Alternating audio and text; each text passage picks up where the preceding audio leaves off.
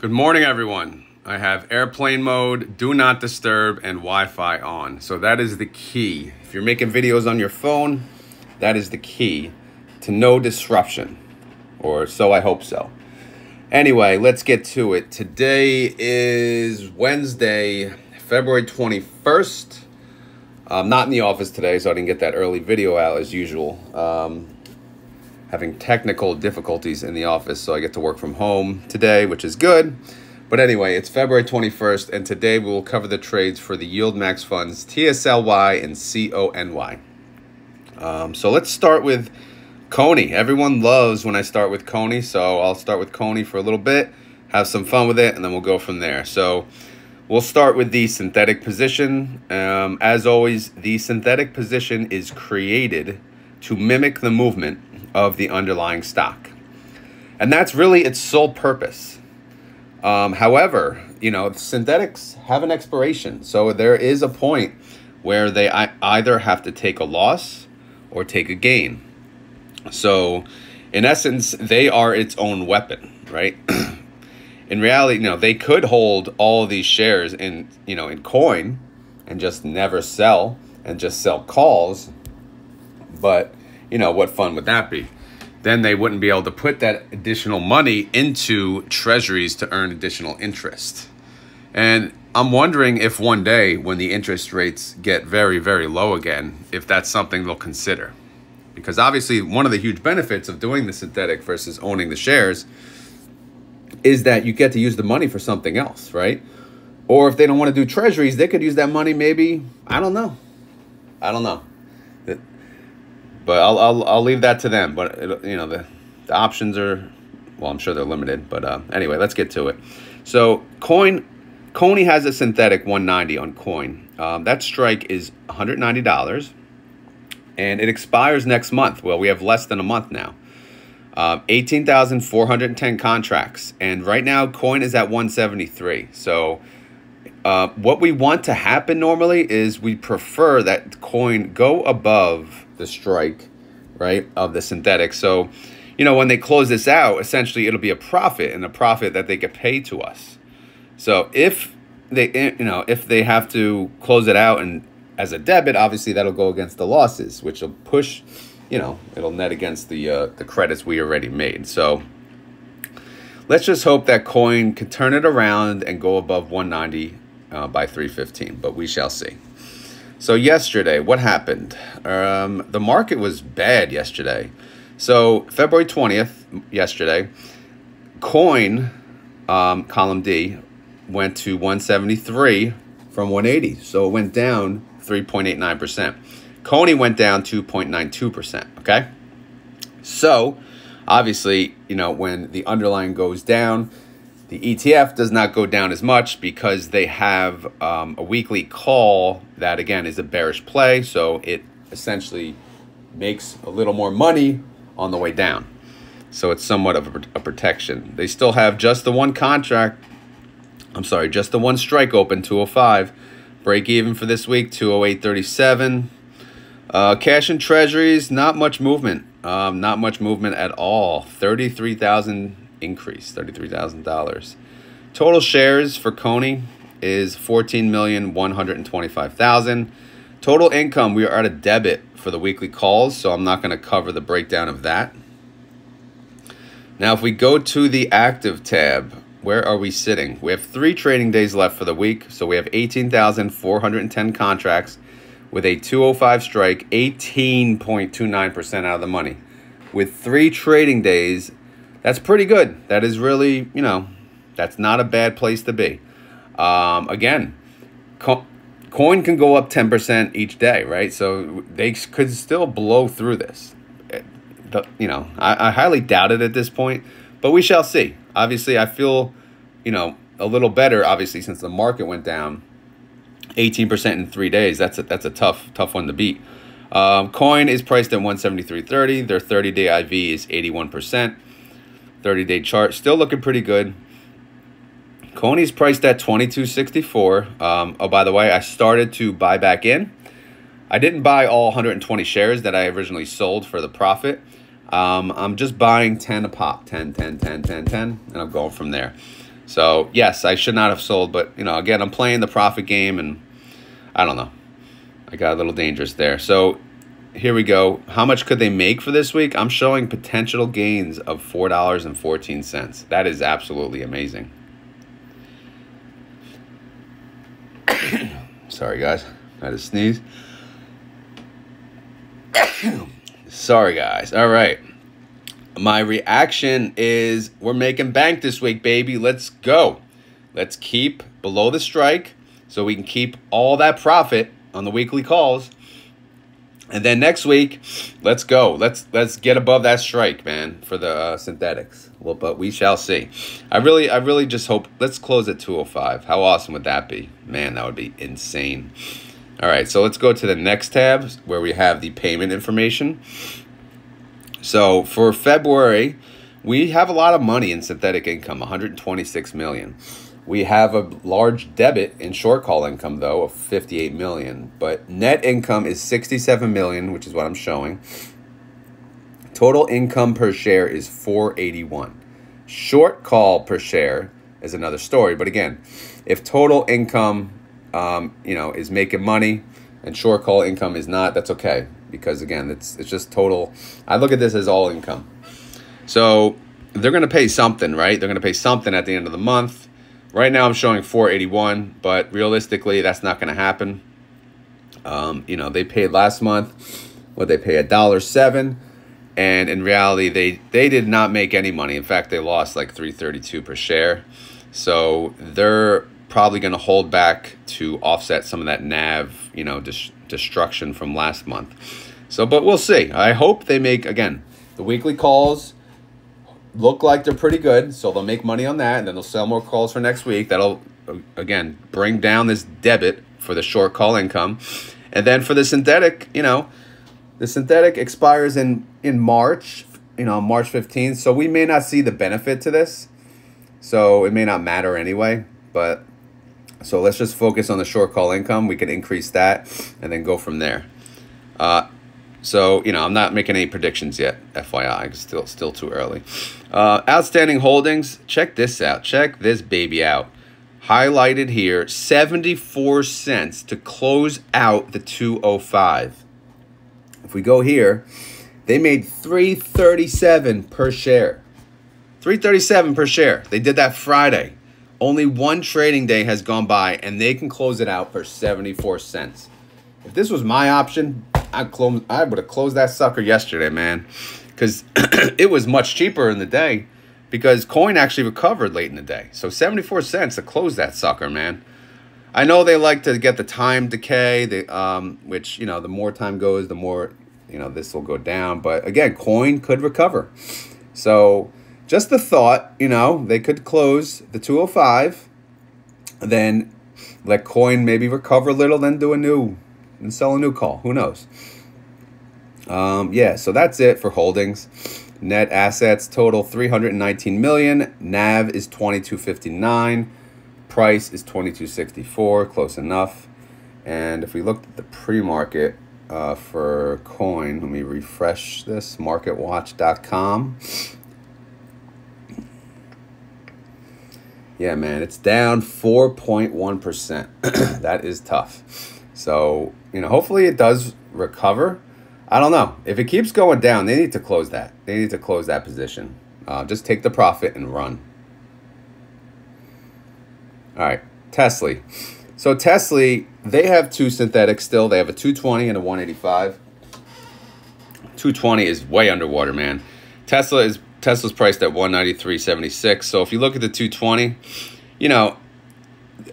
it expires in less than a month, but right now it's going to cost them $77 million to close that. Again, the short expirations can also hurt you, so you're going to have to take a hit. Maybe. We'll see, though. 185. Tesla's priced at 193, so it's above the 185. So actually, we're going to make right now 11 million. They were looking better before, but Tesla went down yesterday. So that's it with their synthetics. Now, Tesla also dipped yesterday. It went down 3.1% from 199. TSLY went down 1.53%, so it's still at the $9 range though, which is pretty good. And again, we have all these contracts, 200, break even around 204. Cash and treasuries for yesterday. Again, not much action, 116,000 increase. And outstanding shares, 89,725,000. Total income made, 9.4 million. Distribution payout, 11 cents per share. Daily income, 1 cent per day. Daily yield, 0.12%. Now let's go to, I got a lot of tabs here. Let's go to the active tab first. I still have it as 3, but it's okay. But basically, 42,080 contracts for TSLY, $200 strike. It was at the money, essentially, when we opened. And now it's 3.22% out of the money. It was 5%, towards the end of the day, and then Tesla recovered a little. But it's better than what we were. So, so far so good. These fund managers, man, we pay them for a reason. Tesla price, 193. 30-day IV, 46.19%. 30-day chart, up and down we go. TSLY price is at 902. Now I'm showing we can recover an additional 29 cents. So I will take it. And guess what? The 4-leaf clover is staying because apparently it's good luck. So that's my reaction. This Friday at the close, you will see a 1-for-2 split. This is a reverse split for TSLY. For every 2 shares you own, you will get 1 share. But each share will, you can multiply that, the value of the stock at the time times 2, and that'll be your new positions. Which we can get into that towards maybe Thursday, or maybe I'll do it Thursday again. Curve has 90 contracts, so they added, since I did this, 22 contracts, which is pretty good.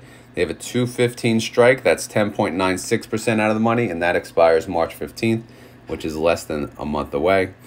So, that's looking okay. Their synthetic is not looking that great because that's 265. And again, they want to hit that. They want it to go above that, right? They want Tesla price to go above the 265.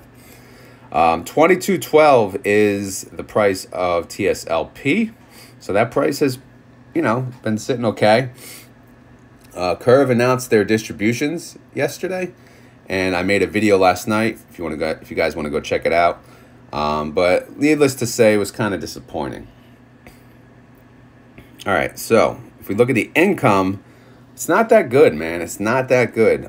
Synthetic income, really nothing has been going on with the synthetics for February. Short call income, yeah, they've been doing okay. I mean, they could have been done a lot better, but they only made 9.4 million. So I'm showing a total, basically with all income considered 10 cents a share. Now today is February 21st. We don't have that much time left. So they're not, they're not making money like they should, which again, probably was a reason they went all in on the 200, because this is with the 200 strike, by the way. This is with the options, because without that, they would basically have nothing. Because look how much they made. Yeah, so 18 million. So without that, there would be negative money. So this is going to make or break them. But even with it, they're only making 10 cents a share. So that's rough, man. That is rough. It has been a rough month. Our next payment may be a huge disappointment, but we shall see. Unless, again, they could do what they want. They could pay what they want. Reverse split I won't get into on today's video. I could do a little, kind of a recap on a later video. Like I said, maybe tomorrow. All right, so Tesla went down. So it would only cost them $1.65 to close the 200. So we always want to look at that. It will cost them $1.65 to close all of them. And they made about approximately 480, right, for these, which 480, 460, and they could pay 165 to close them out. Should they do that? Or should they wait? And then should they hope that Tesla goes down further? Hold on. Had to get some water. I don't know. They don't seem to do that though, so I'm not going to get my hopes up. But I just want to show you guys that if you're doing options yourself, like that's a strategy you could do. If you're selling calls, you know, and then you can, you know, close out the position early and then use that money for something else, right? So yeah, here's all the holdings. Net asset value is 809 million. We're getting close to that billion. NAV is 902, price is 902, so that all makes sense. All right, here's the little bonus content I was getting ready for. So, since they sold a weekly call at the money, right? I wanted to see, like, how does that, oh, come on, give me the bottom part. How is that going to affect the movement of the synthetic and the weekly? So if you look, Tesla went from 199.95 to 193.76, okay? So it went down in price. So if you look at the sell put for the 185, right, you know, that is going to cost them more money. So when you see a negative, that's going to be a cost to us. So it went from negative 4.1 million to negative 5.8 million. That's a 42% increase. Now, if you look at the sell put of the 220, this is the one that's dangerous. It went from 69 million to 83 million. You know, this is, again, a cost to us to close it. That's a 21% increase. Now, if you look at the buy call on the 185, which is, you know, they're both green, the 185s. We, as of Monday, before it opened, we were going to make 22 million. You know, we could make 22 million on that buy call when we sell it. Now we can only make 16 million, so that dropped 24%. The buy call on the 220 was only showing we can make 11 million, but now we can only make 6 million, so that's a big drop of 42%. So the 220 synthetic, every time Tesla goes down, the 220 is going to bring down our NAV, you know, a decent amount. However, you know, again, the synthetic is a bullish play, so when Tesla goes down, the synthetic will cost us more money. However, the weekly call, that's a bearish play because they're selling a call. That's a 200 strike. It cost us 19.7 million at the open, right, on Monday, or as of the close on Friday. And not the open Monday, open Tuesday. And then it went down to 6.9 million to close, okay? So it went down 64.89%. You know, all in all, between synthetics and weeklies, it was a negative 59 million, and it went down to 73 million in total. So it went, you know, it cost us, it brought down the net asset value 23.26%. Again, this is cash and treasuries not included. This is just synthetics and weeklies. I wanted to show this just to see how the synthetics move versus the weeklies. And now I want to see a recovery. So hopefully today or tomorrow we'll have a nice recovery. And I want to see what happens. Unfortunately, I would like to see what happens if they break through the strike price. I do and I don't. I do for this purpose, you know, for research purpose. But at the same time, as a shareholder, I don't want to see that. But again, it's just interesting to see how, you know, the movement goes. So obviously, yeah, the weekly call protects us as, you know, Tesla price goes down because, again, that will cost us less money. But the synthetics, those are both bullish plays. So we want to be above the synthetic price. So we want to be above the synthetic price and we want to be below the weekly price. Right now, that's not really a choice because we have a 220 synthetic, which is above the weekly of 200. But if you look at the, you know, the green, that's the 185 synthetic. At least we're in between that. We're above the 185 and below, you know, the weekly. So that's okay. You want to, you know, in reality, we just want to get as close as possible to the 200 without going over by the end of the week. So yeah, I hope this information helped. I thought it was pretty cool. But I'm going to track it this week, and then that's probably it.